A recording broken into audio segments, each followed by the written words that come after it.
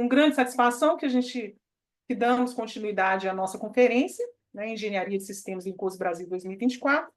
O evento tem o propósito de expandir, né, e disseminar o pensamento sistêmico de forma ampla, né? É uma abordagem que se faz cada vez mais necessária num cenário de crescente complexidade, né? E nessa penúltima noite, esperamos, né, que nós tenhamos aí essa oportunidade de continuar a nossa jornada de aprendizagem e reflexão sobre esse tema, né, sempre com o compromisso de integrar cada vez mais teoria e prática, né, mostrar conteúdos relevantes, de qualidade, que integrem teoria e prática da engenharia de sistemas, fortalecendo aí esse campo de atuação e a nossa comunidade. Desejamos, então, aí a todos e todas uma noite rica, né, de interações aí pelo chat, debates, insights, novas conexões, e que possamos aproveitar ao máximo as oportunidades de aprendizagem que essa conferência oferece. Hoje, né, nós temos a honra de receber, né, como palestrante na conferência, o Wagner Schalk, né, que vai fazer uma apresentação direcionada para a aplicação de um MBSI Applied to Mainline Control Center System. Esse é o título da palestra dele de hoje, né? Então, é o uso, né, da engenharia de sistemas baseado em modelos ao sistema de interesse aí, tá bom? Então, eu dou as boas-vindas ao Wagner, né, e passo a palavra a ele, né, para que se inicie.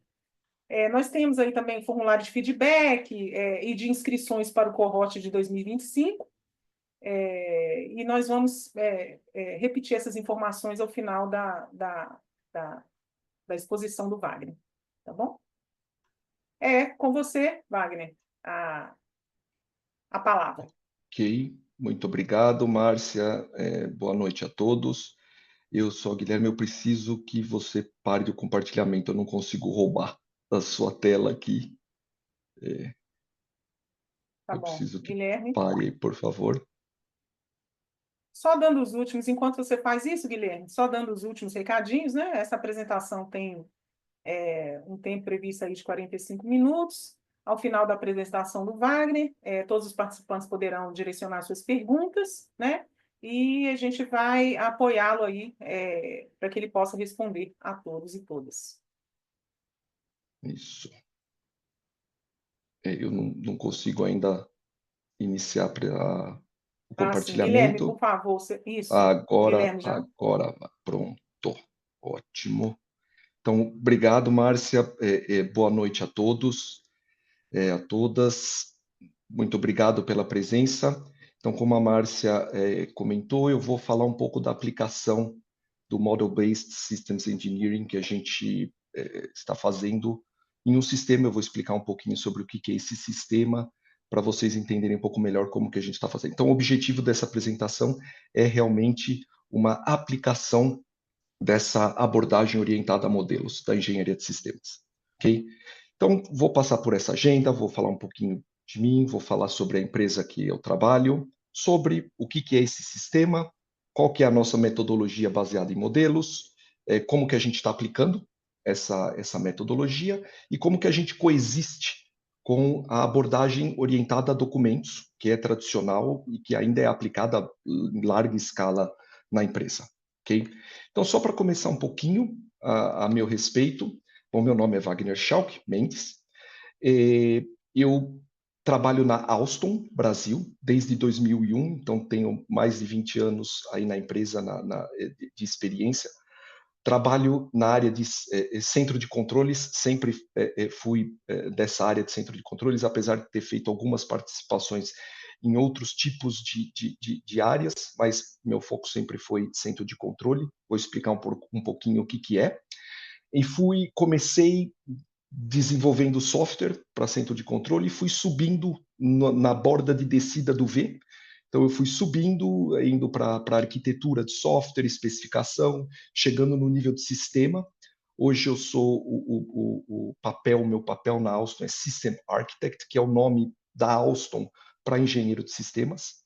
Especificamente, nos últimos 4 anos, eu estou como o que chama de Design Authority, né? Quem é o responsável pela solução, pela arquitetura e pela especificação desse sistema de controle para mainline. Eu vou explicar o que é isso.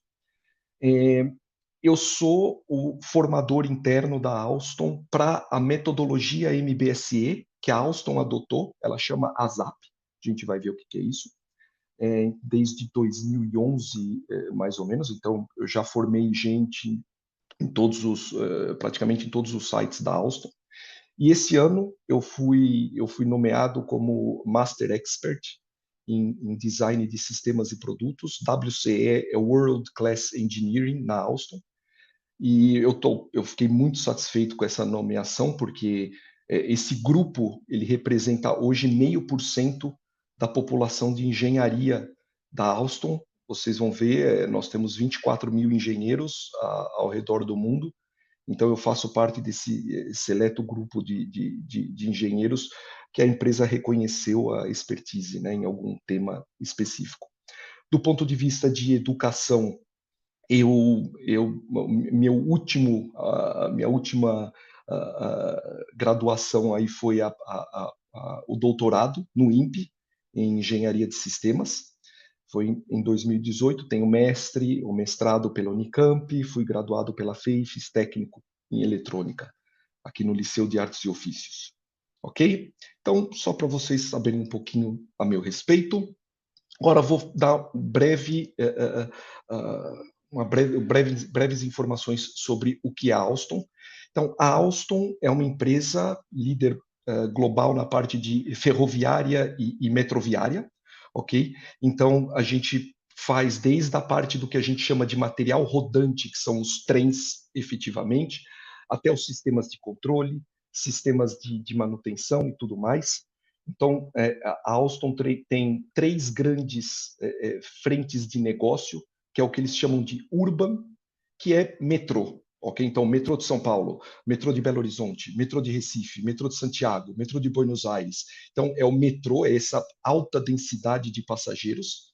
Você tem o mainline, que são as longas distâncias, né? Então, isso é mais comum na Europa, aqueles trens que partem, às vezes, até de um país a outro, mas que vão entre cidades de longas distâncias. O foco ainda é um pouco passageiro, ainda é mais centrado em passageiro, mas já tem um pouco de carga ali envolvido. E você tem também o sistema de carga, que é aquele tradicional dos Estados Unidos, ali onde a gente vê os trens de carga cruzando o país.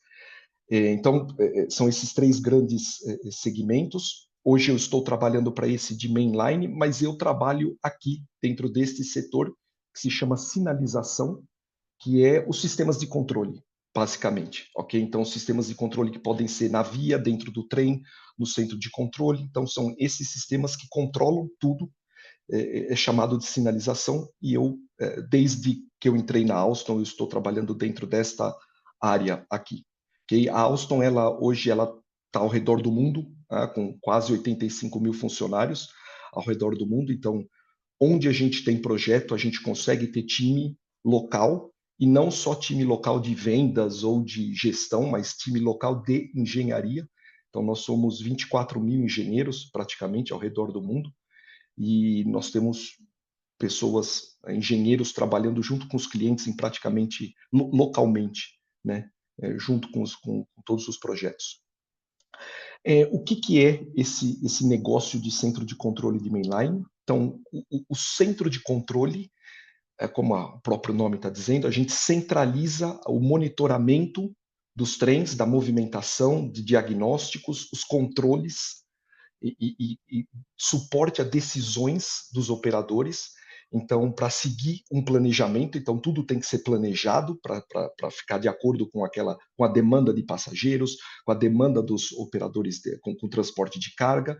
Então, o centro de controle ele está lá para garantir que aquele planejamento seja executado e que a qualquer desvio a gente consiga fazer algum tipo de otimização, algum tipo de resolução de conflito automaticamente, para sempre com o objetivo de voltar ao planejamento original, integrar diversos sistemas. Em geral, o centro de controle é o ponto ali para integrar diversos outros sistemas, para o operador ter a sensação de estar usando um sistema único, mas que o centro de controle nosso no mainline é chamado comumente de TMS, Traffic Management System. Ele centraliza, integra todos os outros sistemas. E usuários, quer dizer, não só o usuário que está lá no centro de controle, no prédio do centro de controle, mas às vezes até o usuário que está lá na via. Vai fazer uma manutenção, ele com um dispositivo portátil, ele consegue acessar informações, ele consegue enviar controles. Então, tudo isso é gerenciado por esse centro de controle, e no caso de mainline, para esses trens de longas distâncias, né? Que a gente tem, pensar um pouco aí na Europa, a gente consegue imaginar do que a gente está falando. Esse nosso produto hoje ele está espalhado ao redor do mundo, então a gente está controlando várias redes ferroviárias por aí. Daqui a pouco o Brasil vai estar pintadinho de rosa e rosa claro. Aí nós vamos implantar o sistema em algumas linhas da CPTM, aqui em São Paulo. Três pontos interessantes, três aplicações interessantes desse produto são essas um pouco mais escuras, onde a gente está controlando a malha ferroviária do país inteiro. Então, da Dinamarca inteira, da Suécia inteira, da Nova Zelândia inteira. Então, é um sistema gigante, enorme, e o nosso sistema de controle que está lá supervisionando e controlando todos os trens, todos os equipamentos de via. Bom, isso só para a gente ter uma breve introdução do que é a Alstom, a minha e do que é a Alstom. Eu queria falar um pouquinho de como é que é a metodologia MBSE que a gente aplica na Alstom. Ela se chama ASAP, Advanced System Architecture Program, esse é o nome que deram, mas é uma metodologia MBSE. E ela é baseada em três grandes pilares. Então, nós temos o pilar que a gente chama de visão operacional. Essa visão operacional, o objetivo dela é responder por que o nosso sistema existe. Então, ele tem que cumprir missões, ele tem que entregar serviços ao mundo externo. Então, esta análise operacional, ela vai definir o porquê que o nosso sistema existe. Depois a gente passa por uma visão funcional, onde a gente enxerga o nosso sistema já o que ele deve fazer. Então, a gente responde a pergunta o que o sistema faz, para poder entregar aqueles serviços que a gente identificou na visão operacional. E, por fim, a visão construcional, que a gente chama, onde a gente enxerga dentro do nosso sistema quais são os componentes que compõem o nosso sistema e que vão interagir e ter responsabilidades para executar as funções que a gente definiu e entregar os serviços que a gente definiu. Okay? Tudo isso é feito sempre de uma forma interativa, então a gente você não precisa chegar à exaustão em uma das visões para partir para a próxima, você pode chegar num nível de maturidade nas três, partir para uma segunda rodada, então isso acaba sendo um pouco interativo. Tudo isso hoje a gente faz com base na linguagem SysML. A ferramenta que a gente usa de modelagem é o PTC Modeler, que está dentro desse chapéu. Agora a empresa chama PTC, mas para quem é das antigas vai lembrar do Artisan Studio, né? Que a PTC comprou, a Atego, e aí transformou o nome para PTC Modeler e agora, ultimamente, para Windshield Modeler. Né? Mas é a mesma ferramenta boa e velha lá do Artisan Studio que a gente usa. Okay? Só para dar um pouquinho mais de detalhe dessa nossa abordagem, então a visão operacional, o nosso objetivo é olhar o sistema do ponto de vista das entidades externas. Então, o que essas entidades externas esperam como serviços do nosso sistema? Ok? Então, o foco está nessas entidades externas e não no nosso sistema em si, para a gente entender o que se espera do nosso sistema. Depois a gente entra já um pouquinho dentro do nosso sistema para descrever o que é que o nosso sistema vai fazer para entregar aqueles serviços que a gente comentou. Por final, a gente começa a enxergar dentro do nosso sistema quais são os subsistemas, componentes, produtos, aí a gente pode usar vários nomes, mas no fim das contas aquilo que compõe o sistema, como que vão ser as interações entre esses componentes, e quais são as responsabilidades de cada componente para executar aquelas funções que nós definimos e entregar os serviços que nós definimos. Então, basicamente, essa é a abordagem que a gente segue. Aqui a gente ainda não falou muito de modelo, né? A gente é uma abordagem que poderia ser feita em qualquer tipo de fazendo escrevendo documento, não tem problema. Faríamos da mesma forma, mas é a abordagem que a gente segue dentro da Alstom. Agora, eu quero mostrar como que a gente aplicou essa metodologia. É óbvio que eu não descrevi nos mínimos detalhes a metodologia, porque senão ia levar alguns dias, mas agora eu queria mostrar como que a gente aplicou essa metodologia nesse contexto que é o centro de controle de mainline, que a gente está trabalhando já há uns 4, indo para 5 anos. Aí, okay? Então, princípios básicos de como a gente aplica essa metodologia. Bom, a primeira coisa interessante de se saber é que o centro de controle, esse nosso sistema, ele é intensivo de software.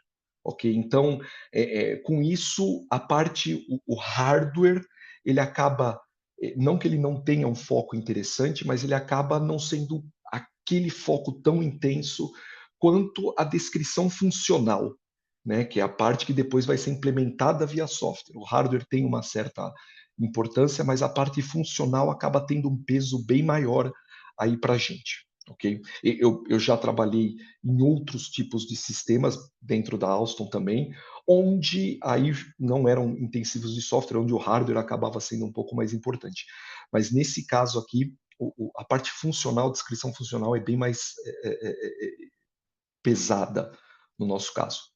Nós estamos utilizando atividades, o elemento atividade da SysML, para se representar as funções, e a gente tem um princípio de usar essas funções, eu vou mostrar como, usar essas funções na descrição dos cenários operacionais. Para quê? Para tentar deixar elas mais palatáveis, mais legíveis. Você vai ter que ler um texto ali no cenário operacional, onde a sua função está lá. Isso acaba evitando que a gente crie aquelas funções com nomes muito genéricos e que acaba não dando muita noção do que ela faz. Então, isso acaba forçando um pouco a gente a criar uma função mais com um nome mais específico, né, mais detalhado.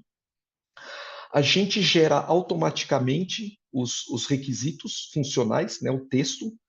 Isso, inclusive, é o meu trabalho de doutorado, que eu fiz no INPE, é a geração automática dos requisitos a partir do modelo em SysML. Então, nós temos os diagramas de atividade que representam o processamento da função, né, a transformação que a função executa, e o texto vai referenciar esses diagramas e incluir mais algumas informações. A gente vai ver um exemplo, algumas informações ali, e cria esse texto que tem um padrão de escrita de acordo com aquela função que você definiu. Isso para evitar a gente de ter que ficar traduzindo o diagrama em texto. Né? Toda hora você tem que olhar o diagrama e começar a escrever vários requisitos textuais para cobrir aquele processamento, aquela transformação que a função executa. Nós temos a parte da análise construcional, que acaba não sendo tão pesada, como eu disse, até pela definição do nosso sistema, porque isso já estava posto, então já estava definido como é que era a organização dos componentes do nosso sistema. Ela acaba não sendo tão pesada, eu vou mostrar como é que ela fica, mas ela acaba não sendo tão pesada no nosso caso. Uma parte muito pesada do nosso trabalho está relacionado ao modelo de dados. Então, o modelo de dados ele tem uma parte mais funcional, que é aquela parte mais interna de um componente, mas também quando a gente chega no nível das interfaces, a gente precisa detalhar num nível que a gente especifique os tipos num detalhe que depois precisa ser implementado por ambas as partes. Nós temos a geração automática de documentação a partir do modelo, que para a gente usar as ferramentas de gestão de documentação da Alstom. Então, a gente gera no padrão Alstom todos os documentos necessários e a gente sincroniza o modelo também de forma automática com o DOORS, que é a ferramenta oficial para gestão de requisitos da Alstom. Então, todos os projetos que usam o nosso sistema e que vão usar o DOORS, eles vão poder fazer toda a rastreabilidade com o nosso sistema usando o DOORS, porque vai estar tudo lá e sempre atualizado. Bom, agora eu queria entrar um pouco mais em detalhe em cada um para vocês verem como é que a gente está usando a linguagem SysML, como é que a gente está usando o modelo. Então, o que, que a gente faz na análise operacional? Então, uma parte forte dessa análise operacional são os cenários operacionais. A gente acabou organizando esses cenários operacionais em grupos funcionais já conhecidos. Eram grupos funcionais que já estavam bem consumados dentro da equipe, dentro dos projetos. Então, qualquer um dentro dos projetos, dentro desse mainline control center, né, desse negócio, eles vão conseguir entender esses grupos funcionais. Então, não é, a gente partiu dali para facilitar a comunicação com as pessoas. Aí, a gente também consegue montar uma dependência entre os grupos funcionais. Então, a gente consegue colocar interações funcionais entre esses grupos funcionais para conseguir mostrar uma certa dependência entre esses grupos funcionais. Então, por exemplo, se eu faço uma modificação em um grupo funcional nesse aqui, eu sei que existe uma dependência com este daqui, então eu consigo, na hora de eu fazer testes, de eu fazer uma verificação, eu consigo expandir um pouco os meus testes e para tentar ver algum tipo de regressão que possa ter causado. Então a gente consegue montar essa dependência funcional entre esses grupos funcionais. E sempre quando a gente usa os fluxos de dados, a gente usa fortemente tipificados. Significa que esses fluxos são tipificados com dados do modelo de dados. Então não é só um texto, mas é um elemento do modelo que existe dentro do meu modelo de dados. Ainda dentro da análise operacional, então, para cada grupo funcional, a gente começa a definir os cenários operacionais. Okay? Esses cenários operacionais, eles são feitos com diagramas de sequência, ok? Da SysML. Então, a ferramenta, isso acaba sendo uma particularidade da ferramenta que a gente usa, ela acaba obrigando a gente a escrever textos aqui para descrever as sequências que acontecem, e é aqui que a gente acaba forçando um pouco a barra para colocar a função. Então, quando a gente vê o texto em azul, é porque é um hyperlink. Na verdade, eu arrasto um elemento do modelo dentro dessa descrição. Então, ele faz um link com aquele elemento do modelo no texto. Então, se eu mudo o nome do elemento, muda aqui no texto automaticamente, não preciso me preocupar. Mas, ao fazer isso, eu tenho que criar uma frase legível aqui dentro do meu cenário operacional, então a minha função ela acaba tendo um nome legível, um nome que consegue dar um sentido para a frase, para quem vai ler daquilo lá, ou pelo menos a gente tem que conseguir atingir esse objetivo.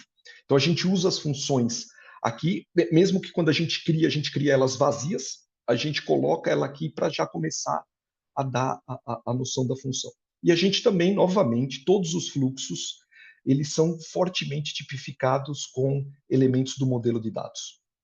Bom, ainda dentro da análise operacional, a gente tem o grupo funcional representado por uma atividade, né, da SysML, que é essa atividade que a gente usa para fazer aquela dependência, aquele diagrama de dependência entre os grupos funcionais, mas a gente consegue também fazer um diagrama de atividade mostrando as interações funcionais.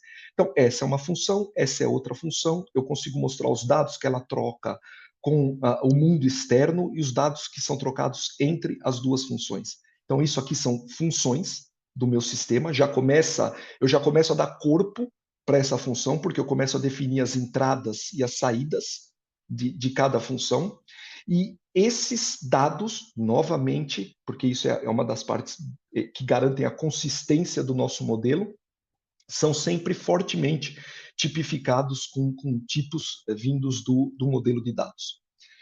Ainda na visão operacional, o que a gente faz? A gente define algo que a gente chama de front-end, que na verdade é um protótipo de interface com o usuário, não é a especificação da interface com o usuário, mas é um protótipo para conseguir mostrar a capacidade do nosso sistema em termos de o que o meu sistema é capaz de mostrar para um usuário, o que o meu sistema exige que o usuário forneça para funcionar, para conseguir executar alguma função de maneira correta. Então, novamente, não é uma especificação aqui, nesse ponto, é um protótipo, onde os projetos podem usar para entender como é que vai ser o princípio de interação com o usuário, e depois os times que seguem depois da gente, aí sim, eles vão produzir especificações de interface e desenvolver o software, etc. e tal. Mas aqui a gente dá essa noção de princípios, de capacidades do que o meu sistema é capaz.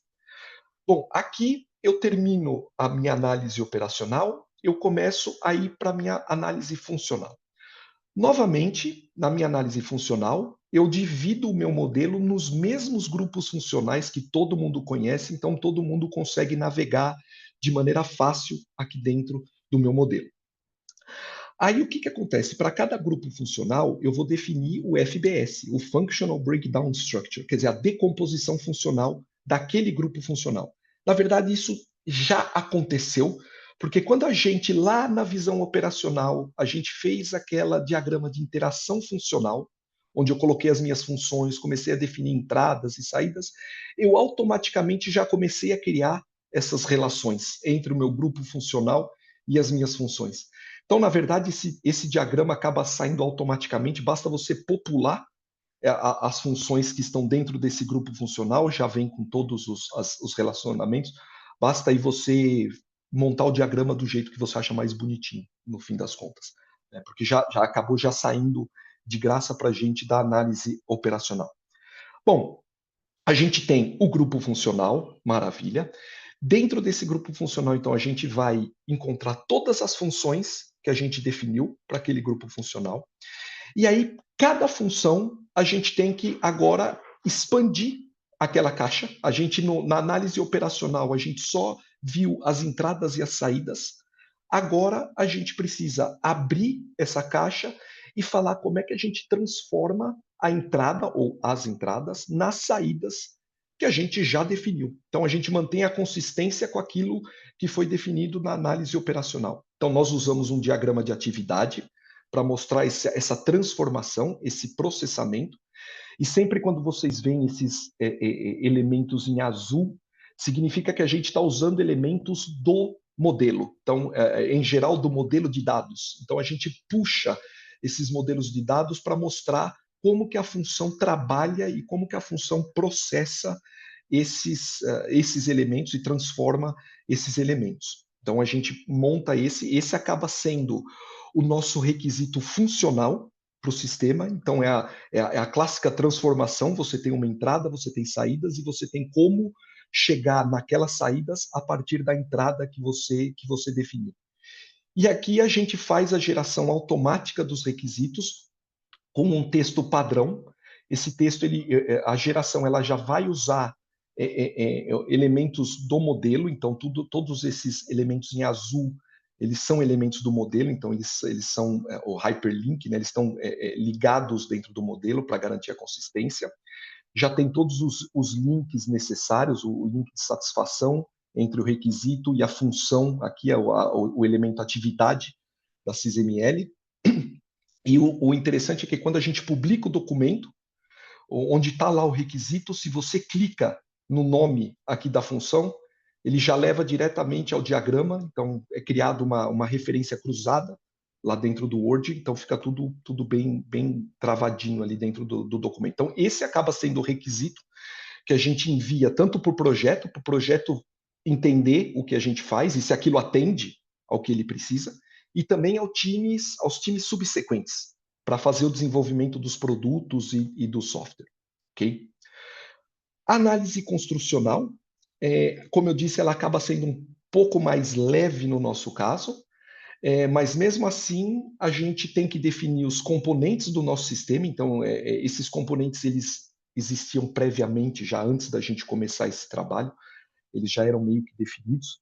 mas a gente tem os componentes do nosso sistema, então a gente começa a alocar aquelas funções e, se necessário, decompor as funções para poder dar a responsabilidade clara para cada um desses componentes.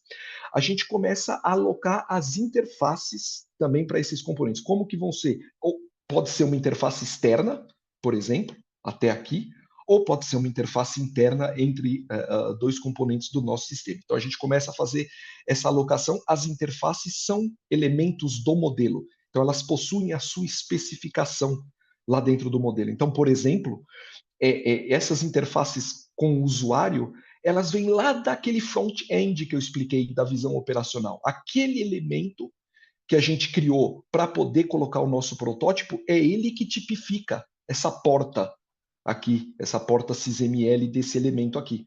Então, a hora que eu faço isso, eu estou alocando aquelas responsabilidades de interface para esse componente aqui.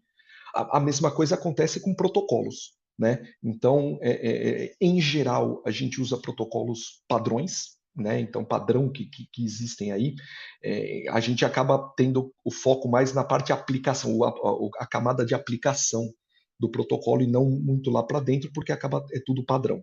Mas, de qualquer forma, a gente especifica todos esses níveis de cada interface que a gente define.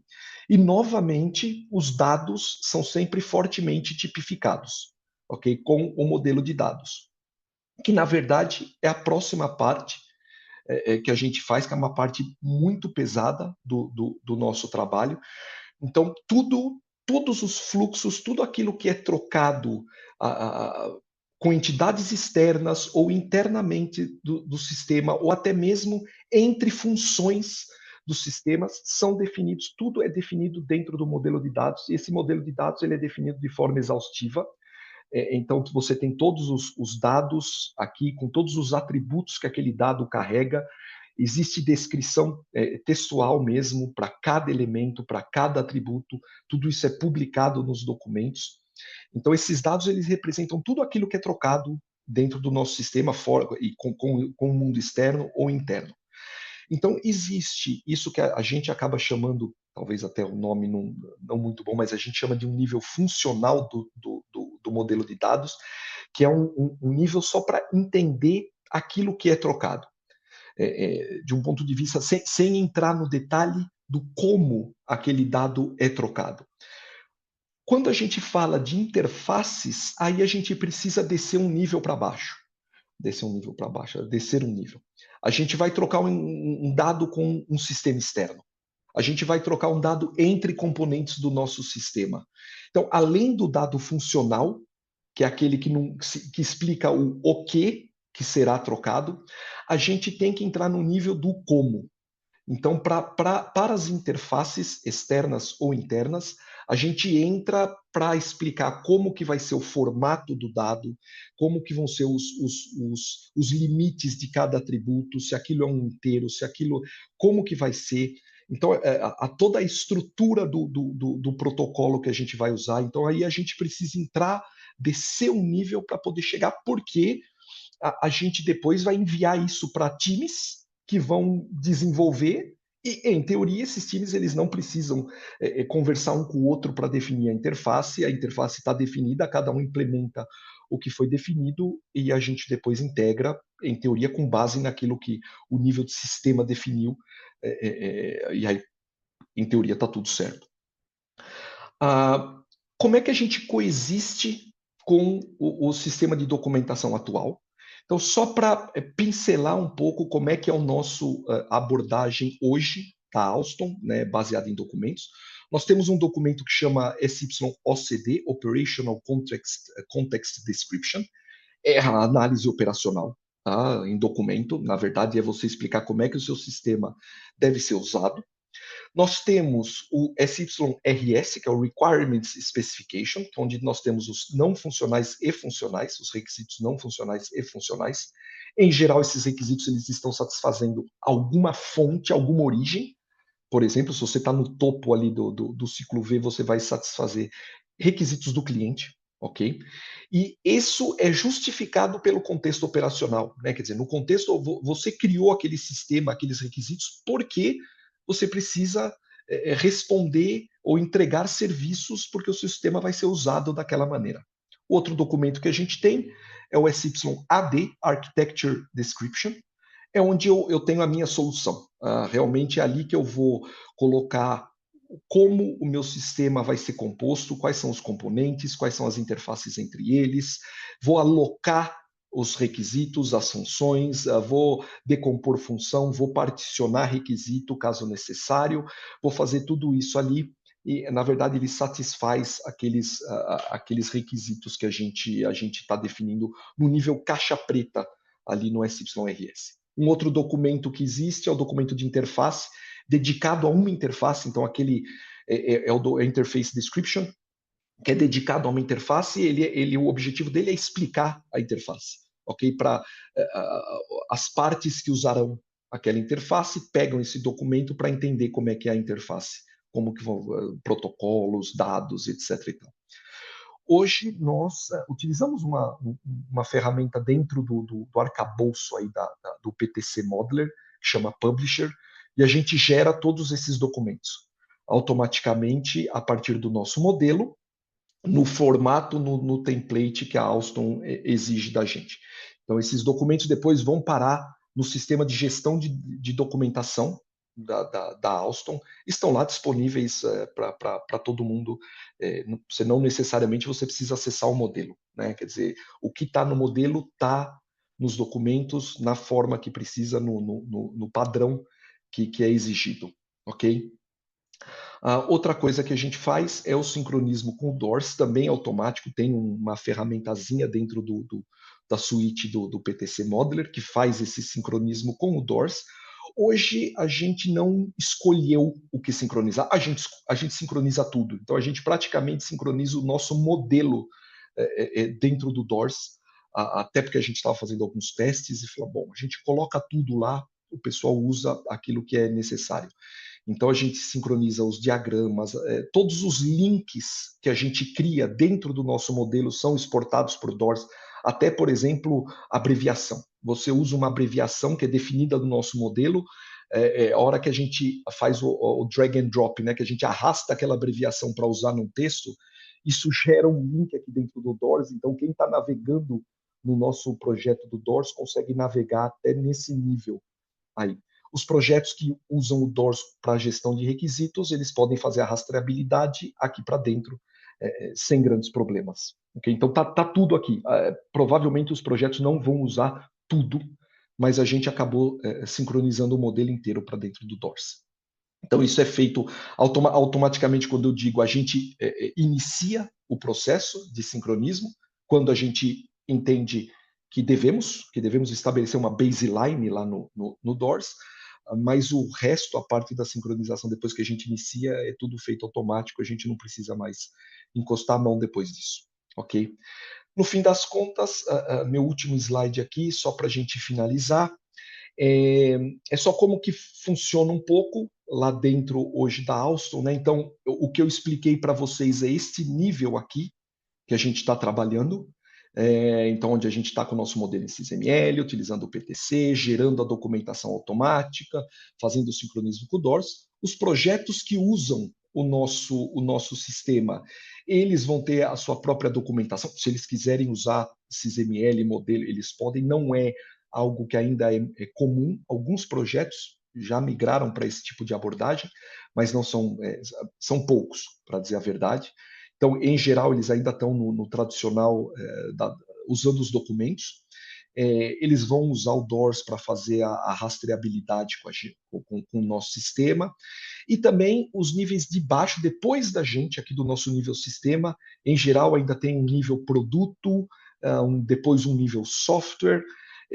Eles têm a metodologia deles, que não envolve XML, não envolve a mesma ferramenta, eles têm a metodologia deles, mas ainda assim precisam seguir o padrão da documentação, os mesmos tipos de documentos, etc. Então, depois eles também, a gente vai fazer a alocação para os produtos, eles vão criar o link de satisfação com a gente, aí acaba sendo através das ferramentas tradicionais da Alstom, seja o DORS, ou mesmo tem algumas outras ferramentas legacy ainda que podem ser utilizadas. mas acaba sendo cascateado para baixo dessa forma, e a gente aqui que está nesse nível aqui, que foi o nível que eu expliquei para vocês.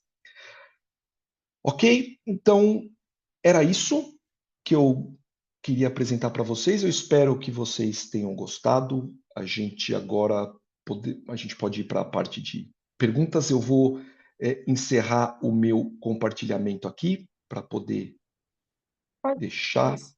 Eu ia falar para aberto. você deixar em tela, Wagner, porque Ah, posso deixar, eventualmente. posso deixar, Isso, porque posso eventualmente deixar. a pergunta e a tela te Certo? ajuda a Claro, direcionar, né, a resposta. claro, claro, claro. Muito obrigada aí pela sua apresentação, fantástica, né? Eu gostaria até de fazer um comentário que eu achei excelente, que você é extremamente didático. Obrigado.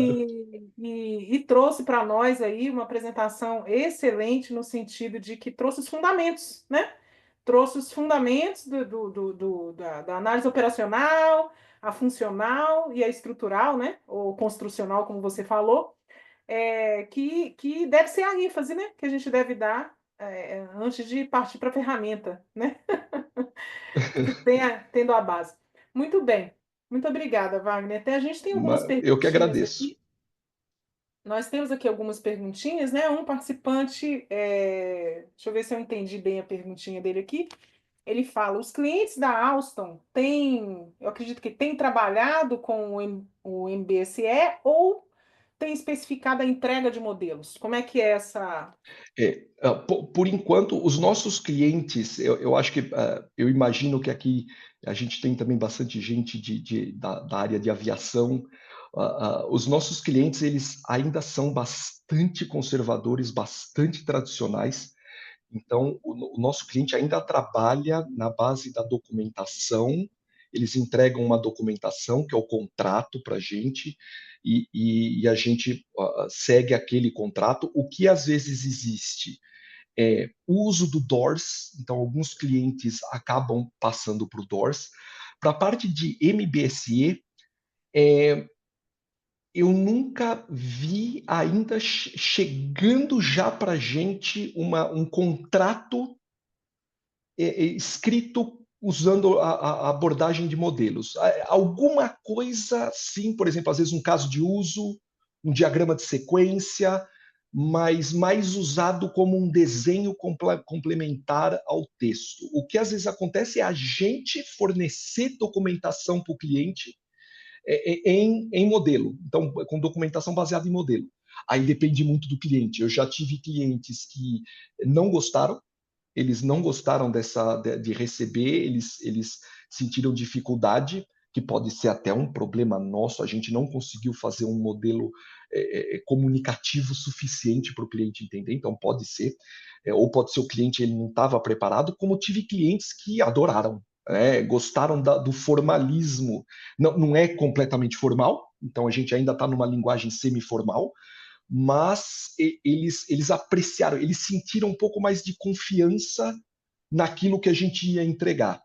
Então, a gente já recebeu coisas, mas mais desenhos, não realmente um modelo, e a gente já devolveu. E, como eu disse, dois tipos de comportamento: clientes que gostaram, clientes que não gostaram.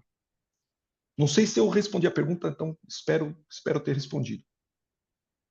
Acredito que sim. Ok. Nós temos aqui o Gabriel Franzotti. Ele pergunta: vocês também aplicam o MBSE para os projetos dos demais sistemas como sinalização e material rodante?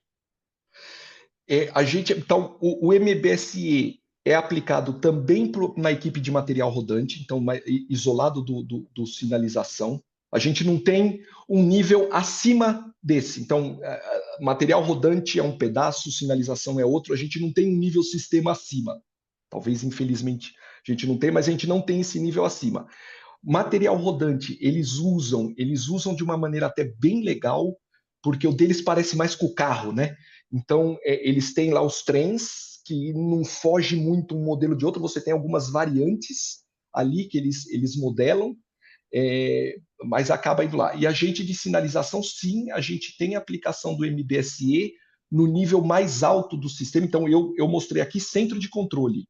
mas a gente tem aplicações do MBSE no nível do sistema de sinalização, onde o centro de controle é um dos componentes. Aí você vai ter o intertravamento, que é que fica na via, o equipamento de bordo do trem, você vai ter a própria rede de comunicação, você vai ter vários outros componentes desse sistema. Então, existe aplicação, vou te falar, não é algo comum que você vai achar em todos os projetos, mas alguns projetos já fizeram nesse nível do sistema mais alto a aplicação do MBSE, seguindo a mesma metodologia, seguindo essa metodologia o nome ASAP aí que eu expliquei para vocês. Mas entre sinalização e material rodante não existe o um nível acima. Então, um enxerga o outro como uma interface externa.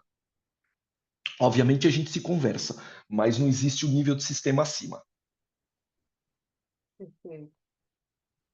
Muito bom. Seguindo aqui, acho que temos aqui. Uhum. Eu vou passar a pergunta aqui, o Gabriel segue com uma outra perguntinha complementar. Se o cliente utilizar outro padrão de modelagem, como o Capella, seria possível receber ou entregar modelos neste formato? O uso É, de outra ferramenta aí? entendi. Hoje existe, como a Alstom acaba, às vezes, adquirindo alguma outra empresa, né, acaba tendo esse compartilhamento de experiências, eu sei que existe uma equipe dentro da Alstom que está usando o Capella, assim como existe equipes que usam ainda o SysML com outra ferramenta, o Magic Draw, por exemplo, a gente usa o PTC Modeler. Então, existe. É possível, existem iniciativas de um projeto europeu de padronização desse mundo de centro de controle de mainline. Existe uma iniciativa lá em andamento. Eles estão usando alguma coisa também, para alguma coisa eles estão usando o Capella. Então, hoje, eu não conseguiria passar isso que eu fiz já, quando eu falo fica meio egoísta, porque é uma equipe que está trabalhando nisso. Esse trabalho que a gente fez, a gente não conseguiria passar para o Capella. Então, se de repente um cliente exigir que a gente use Capella para fazer a modelagem, a gente vai ter que fazer do zero, a gente vai ter que começar, inclusive, esta equipe teria que, inclusive, aprender a usar o Capella. Eu até gostaria, mas hoje a gente ainda não tem esse tipo de exigência de um cliente pedindo uma abordagem específica e uma ferramenta específica. Às vezes, na maioria das vezes, eles ficam na gestão de requisitos. Eles falam: olha, eu exijo que você use DOORS e eu preciso acessar o seu DOORS assim, assim, assado. Você tem que organizar o seu projeto DOORS assim, assim, assado. Isso até existe, mas no nível de modelagem, não. Perfeito. Tá ótimo. E uma última perguntinha aqui da nossa audiência, né? A Bruna Queiroz parabeniza você pela apresentação, Obrigado, Bruna. é, e ela faz o seguinte comentário. Na sua apresentação, você explicou que os grupos funcionais são decompostos em diferentes funções. Todos os grupos funcionais estão no primeiro nível de arquitetura, ou há alguma definição de grupos diferentes para mais de um nível? É a Não, a pergunta. gente. Eu entendi, eu acho que eu entendi, eu vou voltar aqui numa figurinha aqui. Cadê? É, Cadê a figurinha que eu quero? É é. esta daqui. Hoje, a gente partiu desses grupos funcionais porque eles já são. A gente não começou do zero esse sistema de centro de controle. Esse sistema de centro de controle ele já existia. A gente está dando uma roupagem MBSE e uma organizada porque estava meio bagunçado a vida lá dentro. Então, esses grupos funcionais, eles já meio que existiam e eles já foram criados de uma certa maneira que limita bastante a dependência entre eles. Então, a gente acaba não tendo um nível acima desse grupo. Então, esses grupos funcionais são os nossos primeiros níveis funcionais ali. Hoje, então, a gente acaba fazendo este tipo de diagrama aqui entre os grupos funcionais para poder mostrar uma certa dependência entre eles, mas eles são o nosso primeiro nível funcional. A gente decompõe num segundo nível funcional, que é este daqui, que eu estou mostrando. A decomposição num nível para frente desse é rara no nosso caso, por causa da composição do nosso sistema. Do jeito que o nosso sistema foi decomposto nos pedaços, nos componentes, a nossa decomposição funcional aqui, ela acaba não sendo necessária fazer muitas vezes, no 99%, a gente não precisa fazer uma segunda decomposição funcional. Já tem caso que mas são raros que a gente precisa para poder fazer a alocação certinha para os nossos componentes, mas são casos raros. E tem uma iniciativa que a gente vai mudar um pouco o nosso nível sistema, aí isso vai acontecer com bem mais frequência, mas por enquanto são esses dois principais níveis que a gente tem. Espero ter respondido, Bruno. Ela complementou aqui, eu ia ter um pouquinho a mais a pergunta aqui. Além disso, eu não sei se você já respondeu, é estudado ou existe a possibilidade de associação dos requisitos sobre as restrições físicas da forma que atende às interfaces funcionais? A gente tem, então, por exemplo, a gente tem requisitos não funcionais, eu não mencionei aqui, então a gente tem todos os requisitos não funcionais tradicionais aí de disponibilidade, de desempenho, então a gente tem uma lista de umas centenas de requisitos não funcionais. As interfaces, a gente descreve então, quando a gente faz a descrição das interfaces, então, deixa eu mostrar aqui rapidinho, aqui. Quando a gente cria uma porta dessas aqui, por exemplo, essa daqui acaba não, porque depois o pessoal de interface vai detalhar melhor. Mas quando a gente tem uma interface dessas aqui, este elemento que a gente cria no modelo, a gente faz uma especificação daquela interface. Então, a gente vai definir tudo o necessário e a gente vai gerar um documento que, às vezes, fora da Austin é mais conhecido como ICD, né, o Interface Control Document. A gente vai gerar um documento para aquela interface, aí sim com todas as restrições físicas, com tudo que é necessário.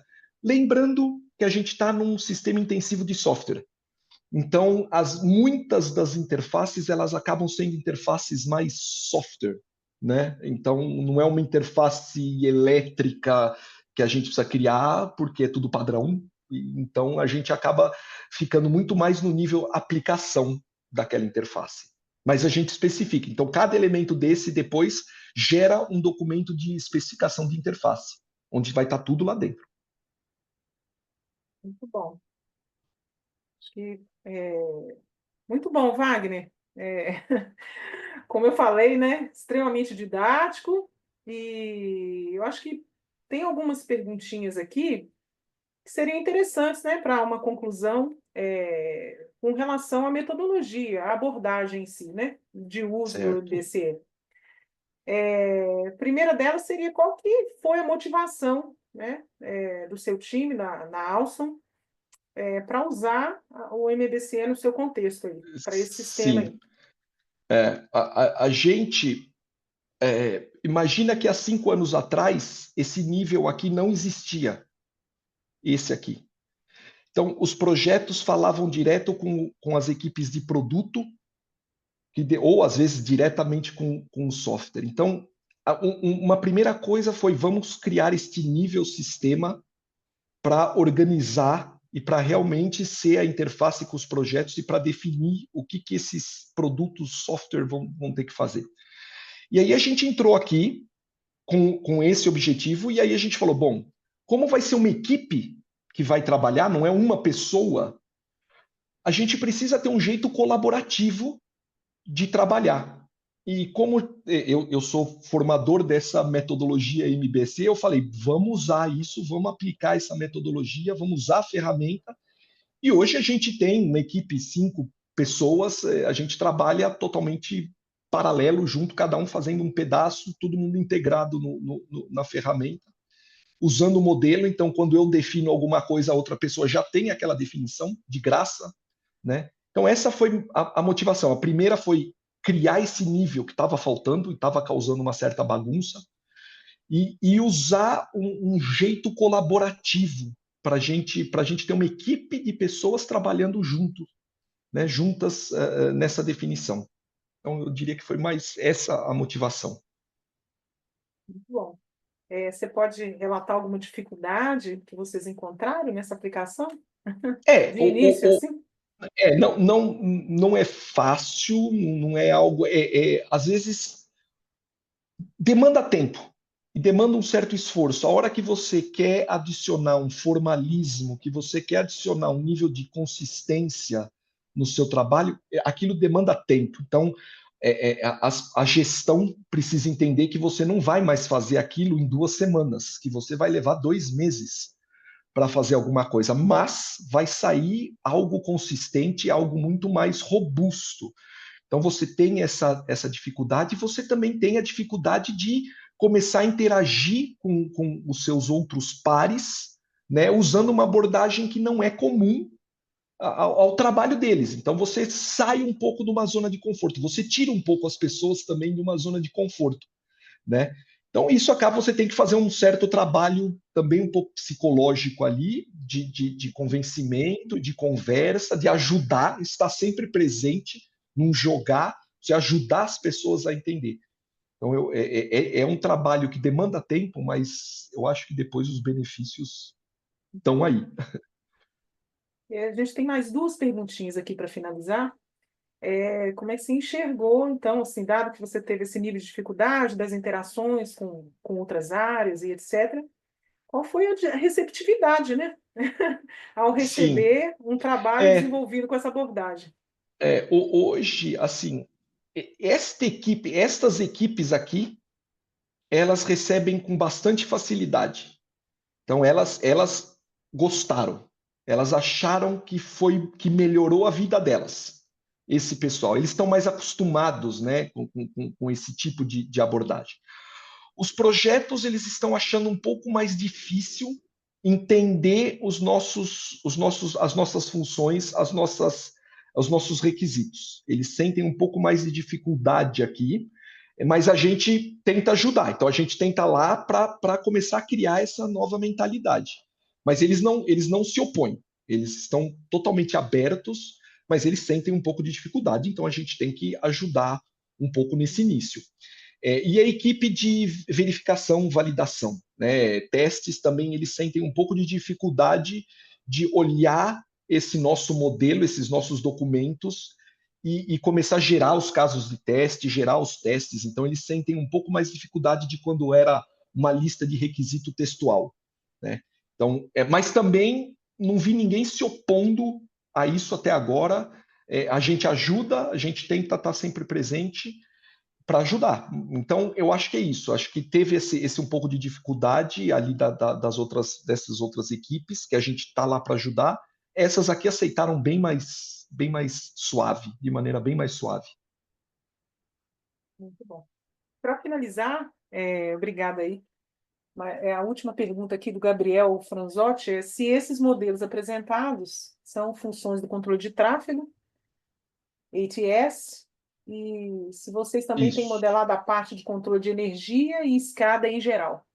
Não, escada. A gente aqui, o nosso sistema é o ATS, né? É o Automatic Train Supervision, então é o ATS, só que é o ATS voltado para mainline, não é o ATS de metrô, por exemplo, né? É o ATS de mainline, mas é ATS, a gente não cobre a parte de energia, a gente não cobre a parte de escada hoje.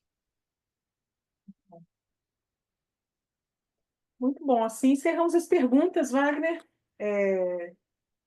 Acredito que tenha sido assim fantástico, né, para quem lhe escutou hoje à noite. A gente agradece muito a sua participação, presença, disponibilidade, preparação desse material riquíssimo, de toda a didática para explicar, né? Eu que agradeço Porque a é oportunidade e agradeço a todos. muito bom. E foi fundamental aí, né? Para essa aprendizagem, né? Esse compartilhamento de conhecimentos, de prática, né? Para a comunidade de engenharia de sistemas. Agradeço em nome do Incos Brasil e Muito obrigado. Até logo. Até logo, uma boa noite a todos. Boa noite.